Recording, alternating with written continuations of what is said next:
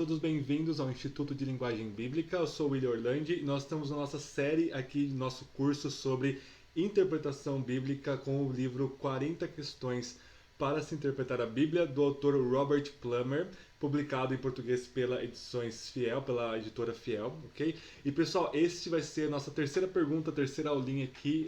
Não se esqueçam que isso é um curso, porque é um curso, porque tem começo, meio e fim, portanto vocês precisam assistir às aulas anteriores, porque cada aula vai construindo sobre a aula anterior para nós irmos aos poucos, devagar, construindo então a nossa teoria da interpretação da Bíblia, da Palavra de Deus, ok? Na terceira pergunta do seu livro, ok, sobre as 40 perguntas, o Robert Plummer vai colocar a questão seguinte para nós: quem escreveu a Bíblia, humanos ou Deus? Isso é absolutamente importante para a nossa construção de como interpretar a Bíblia, porque se foi só Deus que escreveu a Bíblia, isso tem uma implicação muito grande para a nossa prática hermenêutica, e se foram só humanos, homens, que escreveram a Bíblia, tem outra implicação na nossa prática interpretativa das Escrituras, ok? Então a teologia não cristã, a teologia liberal e vários outros tipos de teologias vão apresentar a Bíblia como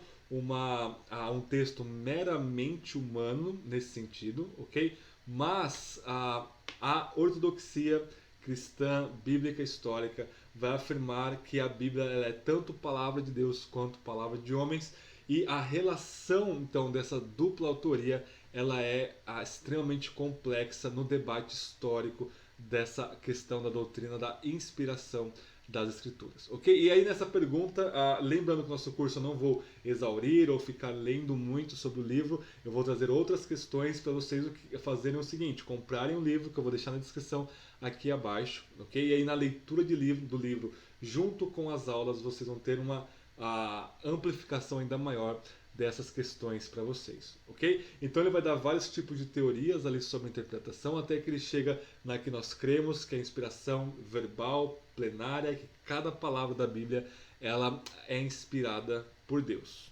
ok? E depois ele vai discutir mais algumas coisas e terminar o capítulo com implicações práticas da autoria dual, da dupla autoria das Escrituras, ok? Mas eu quero trazer para vocês, por exemplo, a carta aos Hebreus. Eu peço que vocês façam esse exercício se vocês puderem. Leiam a carta aos Hebreus e separem cada vez que o autor aos Hebreus cita claramente o Antigo Testamento, ok? Vocês vão ver que existe um esquema, uma estrutura hermenêutica teológica do autor aos Hebreus que é extremamente relevante para nós hoje. E aí, como palavra de Deus, então nem se fala, né? O autor aos Hebreus, eu não vou ter tempo de fazer um estudo de caso muito detalhado, né? O pastor lá de Portugal, chamado Tiago Oliveira, ele tem um texto muito importante sobre o uso do Antigo Testamento em Hebreus, que eu estou traduzindo para o português, que será lançado em algum momento esse ano, se eu não me engano, ok? E aí, a carta aos Hebreus, pessoal, ela vai citar o Antigo Testamento com várias formas introdutórias, atribuindo elas a Deus Pai, como se Deus Pai tivesse falado no passado, mas também o que ele fala no passado é como se ele falasse também no presente. Okay? Por exemplo, quando Hebreus 3 cita o Salmo 95, falando sobre Israel no deserto, ser rebelde, que eles não entrariam no descanso para ouvir a voz de advertência de Deus, é como se o Salmo 95, o próprio Salmo 95 estaria falando para os leitores ali de Hebreus e para todos nós que lemos Hebreus 3 citando o Salmo 95 e por aí vai, ok? Então Deus Pai é aquele que fala nas Escrituras, ok? Também Jesus fala nas Escrituras. Hebreus começa falando que no passado, por meio dos profetas, Deus falou aos pais por muitas maneiras, mas agora nos últimos tempos ele tem nos falado pelo Filho. Ou seja, Jesus é a palavra final de Deus, a revelação final e suprema de Deus, e tudo que Deus tem para falar para nós está ali concretizado e finalizado em Jesus. A gente tem acesso a Jesus somente pelo Novo Testamento. Olha só que interessante, né? Só pelo testemunho apostólico registrado por escrito, ok? O que atesta a inspiração do Novo Testamento também. Mas o foco do Novo Testamento é falar do Antigo Testamento apontando para Cristo, né? E aí Hebreus vai falar também que é o Espírito Santo que fala no Antigo Testamento. Então, o Antigo Testamento, a autoria é o Pai, o Filho e o Espírito Santo, Deus triuno. Ao mesmo tempo que você tem citações como Deus falou através de Moisés, ou como fala Davi, isso não só em Hebreus, mas em todo o Novo Testamento. Ou seja, quem fala no Antigo Testamento, e aí é muito interessante que usa-se a escrita para se referir à fala, isso é uma outra questão hermenêutica interpretativa muito importante, né? Mas isso fica suspenso por enquanto numa próxima aula. Mas Deus fala através dos seus santos homens, dos seus santos profetas. E aí os profetas, que está lá em Hebreus 1, né, compõem-se todos os autores do Antigo Testamento, e todo o Antigo Testamento ele tem uma essência, uma estrutura profética que aponta para o futuro, para o Messias trazendo o reino de Deus e trazendo a nova criação e a ressurreição dos mortos, enfim. Tudo que o Antigo Testamento promete e profetiza para o escatom, o fim dos tempos. E o fim dos tempos ele já começa, segundo Hebreus 1 e vários outros textos, com a primeira vinda de Jesus Cristo, inaugurando então a nova criação, o reino de Deus e toda essa realidade escatológica profetizada no Antigo Testamento. Então, Deus fala, ok? E Deus fala através dos seus autores. Como? De diversas maneiras. Hebreus 1:1. De diversas formas Deus falou. E aí, uma teoria clássica antiga era sobre ditado, né? Deus ditou cada palavra da Bíblia para cada autor, né? E essa teoria ninguém mais acredita hoje a nível acadêmico, né? Ainda que ela tenha lá sua popularidade em alguns círculos, ok?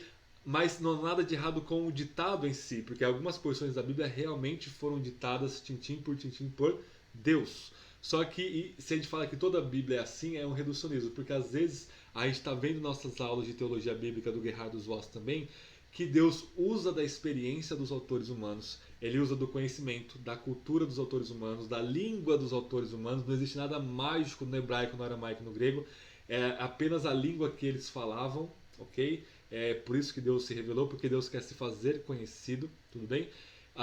E aí nós temos então toda essa estrutura, ok? Mostrando para nós que Deus fala no texto e ele usa a experiência do autor. Então, por exemplo, o Senhor é o meu pastor e nada me faltará, Davi no Salmo 23 está usando, eu já falei isso na teologia bíblica, está usando a sua experiência pastoral das ovelhas, dos animaizinhos, analogamente pensando sobre Deus, tudo mais. Ok? Davi, lendo Gênesis, por exemplo, compõe o Salmo 8, falando quem é o homem para que dele te lembres, né? E aí o Salmo 8 é todinho baseado em Gênesis 1 e 2, né? Em certo sentido, essa intertextualidade.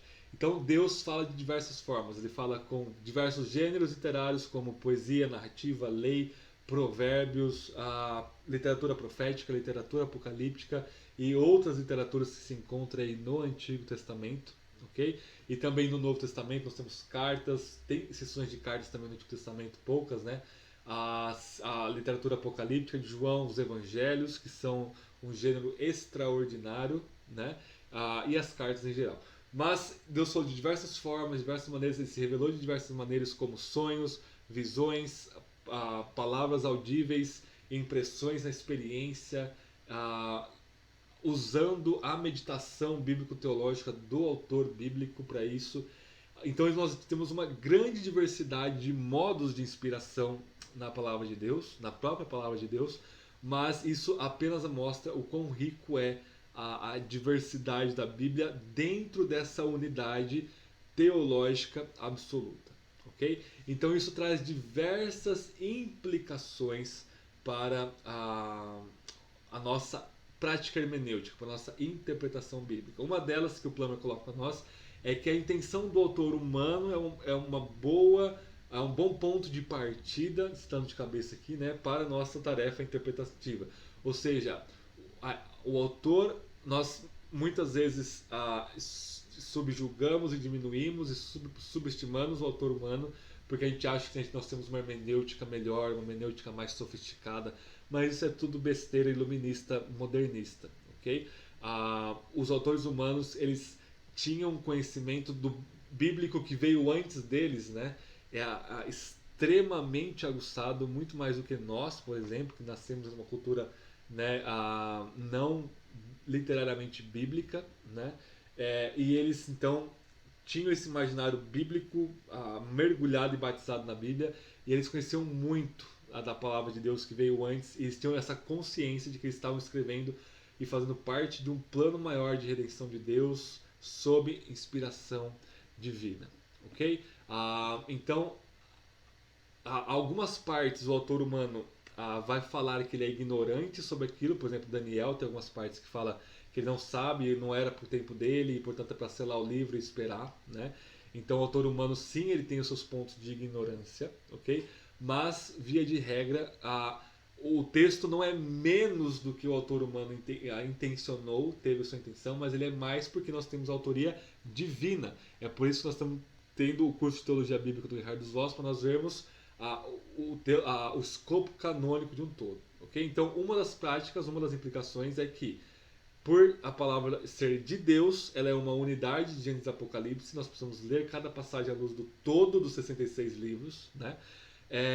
Ao mesmo tempo que nós precisamos atender e ter atenção para cada detalhe do texto, a estrutura gramatical, a intenção linguística, teológica, ao contexto histórico, porque Deus não inspirou uma coisa abstrata caída do céu, né? Além dos 10 mandamentos que veio do céu, né? Ele vai usar o contexto histórico dos autores, toda a limitação dos autores, para comunicar a sua verdade infalível. Então a palavra de Deus, ao mesmo tempo, ela é a cultural e ao mesmo tempo ela é a transcultural, né? Lutero vai dizer que a palavra de Deus não é nem antiga nem nova, ela é eterna, né? Porque ela vai Deus, ele consegue o que ele quiser, mas ele consegue comunicar, porque ele é onipotente, né? Aí todo sábio, ele consegue comunicar verdades eternas através de elementos históricos condicionados dos seus autores, ok? Então existem muitas teorias. O catolicismo tem um sensu plenior, que tem muitos problemas que eu vou trazer em detalhes talvez mais para frente para vocês. Não tem como a gente detalhar muito aqui nossas aulas. São aulas simples, rápidas, para que vocês tenham esse insight, ok? Então considerem que a Bíblia é a palavra de Deus através de homens santos, como vai dizer o próprio Novo Testamento, né?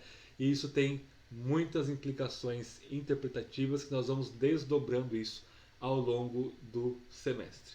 Se esse vídeo não agregou nada na sua vida espiritual, intelectual, no seu relacionamento com a palavra de Deus, não curta, não compartilhe, não se inscreva no canal. Se por outro lado você teve um insight, ainda que você já saiba do que eu falei aqui, mas é bom a gente sempre lembrar dessas coisas, faça isso.